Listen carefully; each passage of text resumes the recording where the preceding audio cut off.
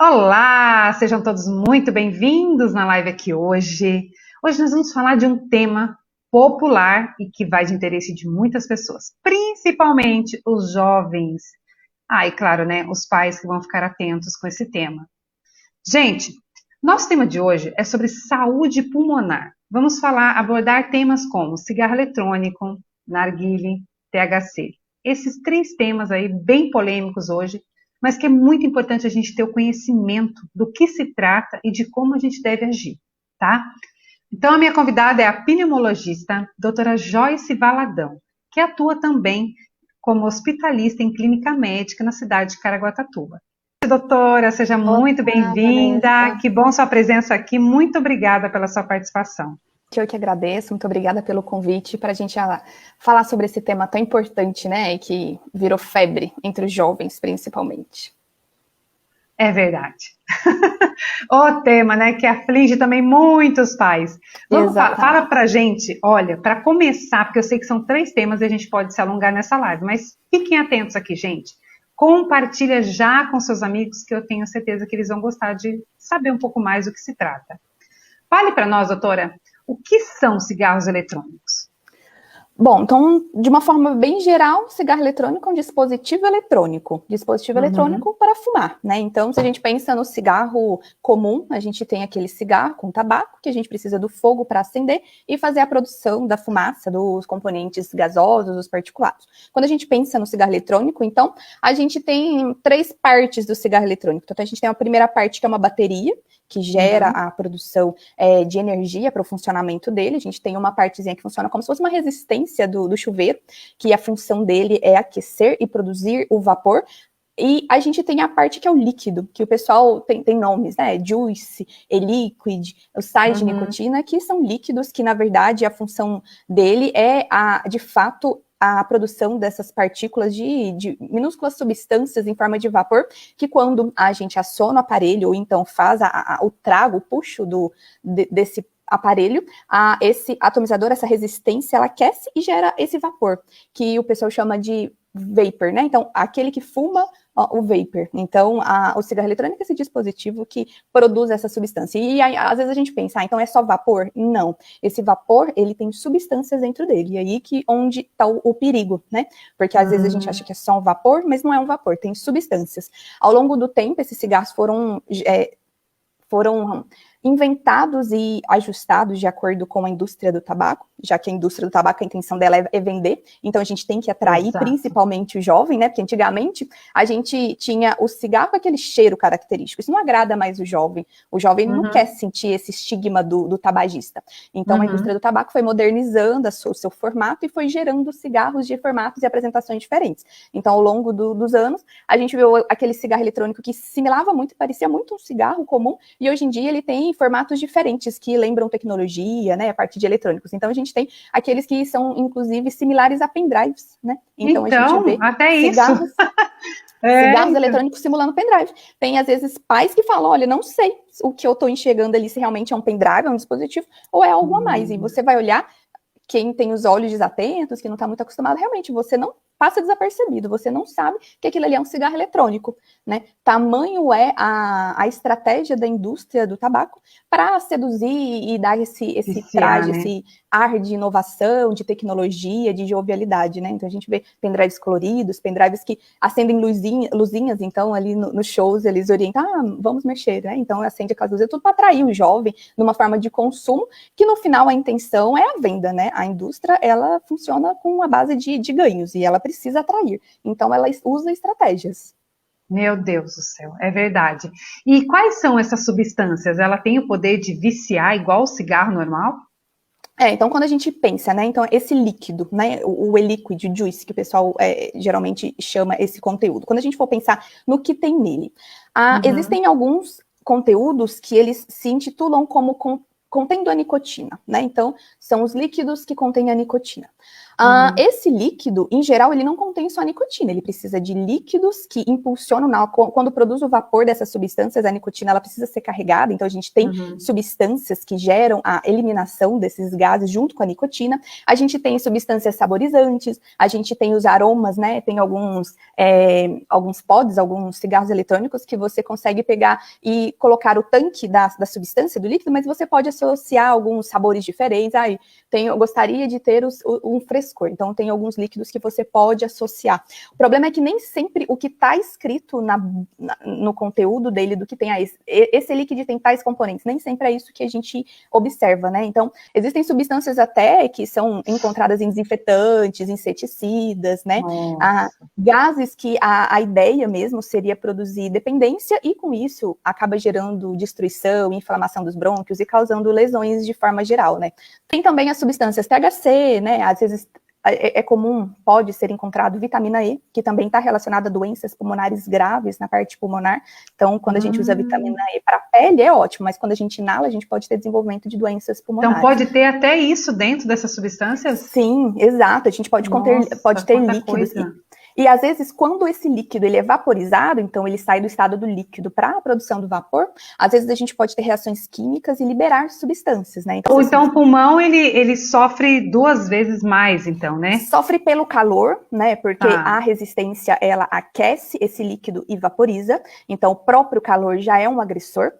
E existem a ação das substâncias de fato. Então, quando eu penso na nicotina, a nicotina, ela agride o pulmão, gera um processo de uma inflamação, mas a função dela principalmente é ativar um sistema que a gente fala que é um sistema de recompensa no cérebro. Só para a gente pensar, né, como é que funciona a nicotina no cérebro. Quando a gente inala a nicotina, ela é absorvida na corrente sanguínea e entra numa região do cérebro que é esse sistema de recompensa.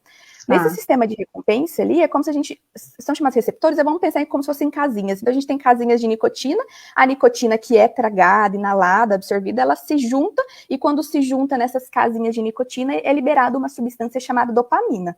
E a dopamina, ela gera uma sensação de prazer, de tranquilidade, satisfação.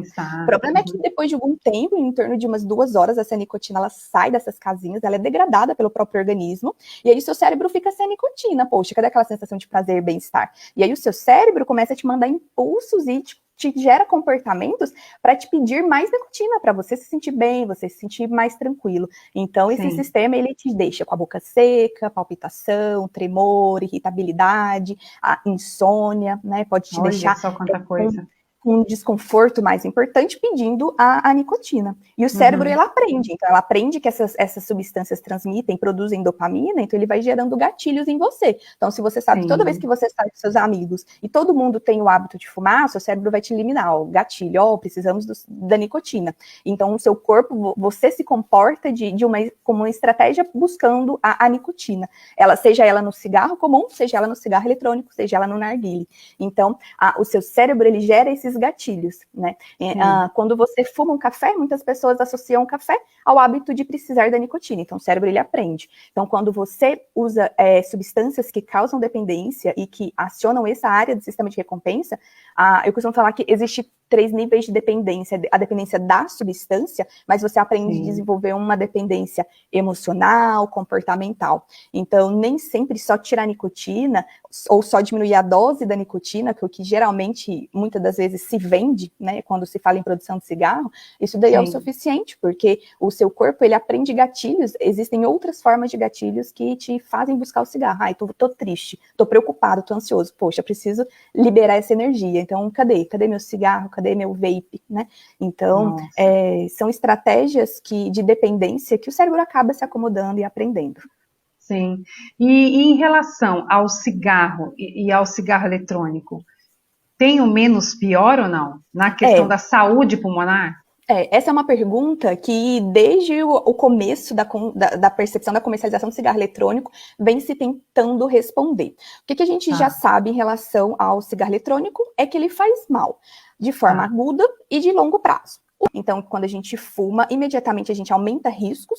Então, por exemplo, quem fuma cigarro eletrônico tem 5 a 7 vezes mais chance do que uma pessoa não tabagista ou até de um fumante, em comparação com um fumante, de desenvolver Covid, né? De pegar um Covid e desenvolver formas graves. Uma pessoa que fuma cigarro eletrônico, ela tem mais chance de ter infecções por tuberculose. Quando você fuma o cigarro eletrônico, você pode gerar um processo inflamatório importante no pulmão e fazer lesões graves importantes que geralmente associam com febre, falta de ar, queda da oxigenação do sangue, né? Em 2017 a 2019, nos Estados Unidos, com o surto de uso de cigarros eletrônicos, vários casos foram descritos de doenças agudas relacionadas ao cigarro eletrônico, né? Principalmente na população jovem, que é o principal grupo de pessoas que usam o cigarro eletrônico, né, ou que experimentaram, ou que fazem uso recorrente. Então, que é a doença conhecida como EVALI, né, que é a lesão pulmonar relacionada ao cigarro eletrônico. E essas doenças agudas, elas geram impacto tanto da parte de gastos hospitalares quanto qualidade de vida da pessoa, né, então aumenta o risco de descompensação, não controle de doenças, por exemplo, a asma, né, e que se tem observado também que é um produto relativamente recente, então a gente fala de cigarro eletrônico desde o começo de 2000, né, basicamente, então quando a gente pensa, são 20 anos de evolução, mas a gente já percebe que nesse período, as pessoas que usam cigarro eletrônico, elas já têm também complicações. Então, essas pessoas, elas estão adoecendo por doenças crônicas. Então, a gente tem maior risco nessas pessoas de ter enfisema pulmonar, que são doenças relacionadas ao cigarro, que o pessoal conhece como enfisema pulmonar, que é o DPLC. Aumenta o risco de ter fibrose no pulmão.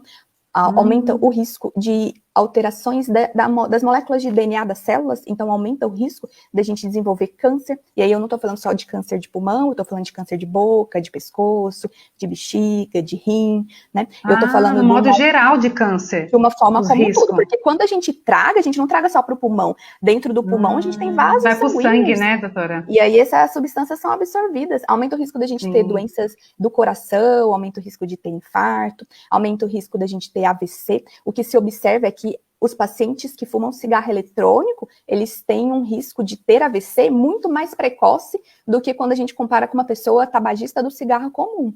Então, se a gente pensar um é melhor que o outro, não é o que os estudos estão mostrando. Os dois são ruins. Claro que cada um tem sua particularidade, né? Então, o cigarro eletrônico, ele pode não ter o alcatrão, que é uma das partes que é produzida quando a gente queima o tabaco, mas ele tem concentrações, às vezes, até muito maiores de nicotina do que o cigarro do tabaco normal. Vamos falar um pouquinho também da febre que teve. Eu não sei se ainda está atualmente essa febre, que é o narguilé, porque eu sei que teve uma época que era uma onda que em tudo quanto é lugar que você ia, tinha lá o bendito narguilé. Fale um pouquinho sobre ele para nós. É que com a pandemia, como os estabelecimentos eles ficaram mais restritos, acabou que teve uma passagem, mas o que a gente vê é um retorno mesmo do uso do narguilé, né?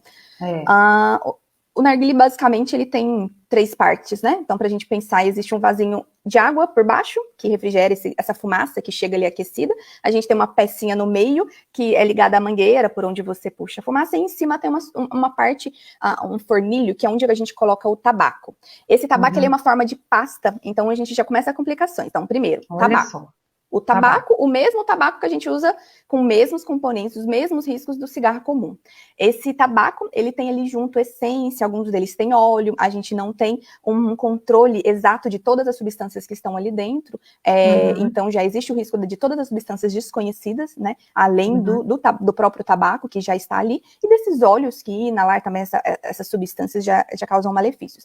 Aí você pega esse tabaco, você tampa ali, geralmente com uma folhinha de alumínio, e você põe carvão por cima, aquecido, né? Ele geralmente carvão quente, que vai fazer a queima do tabaco, essa fumaça vai ser produzida e a pessoa vai inalar. Então, quantidade de coisas. Então, a gente tem a fumaça do tabaco, que tem os gases, a gente tem amônia, o monóxido de carbono, que é a mesma substância que sai lá da queima da gasolina, do escapamento, né? Que é altamente intoxicante, né? Então, existe um alto risco de inalar aquelas substâncias ali. E a gente tem aqueles gases que são provocados também na queima do tabaco. A nicotina e o alcatrão são os principais, que é o que a gente já comentou, do risco de dependência e o risco de desenvolvimento de alterações lá do DNA das células, promovendo o risco de câncer. Então, tudo isso ali, direto para o pulmão, lembrando que é um instrumento partilhado, então a minha boca compartilha uma parelha sua, então a gente tem ali a transmissão dos meus vírus, bactérias ali da minha boca para a sua, então a gente compartilha essas secreções, a gente compartilha o espaço, um ambiente geralmente fechado, respirando aquela fumaça. Além de inalar, né? Então a gente tem uma overdose né, uma Exato. superdose de substâncias inaladas. É verdade. A Sociedade Brasileira de Pneumologia, ela gera uma estimativa de que uma sessão de narguile, ela é equivalente a você fumar 100 cigarros, né? 100 cigarros. Tamanho é o impacto, a quantidade de substâncias que você inala e que tem problema. E,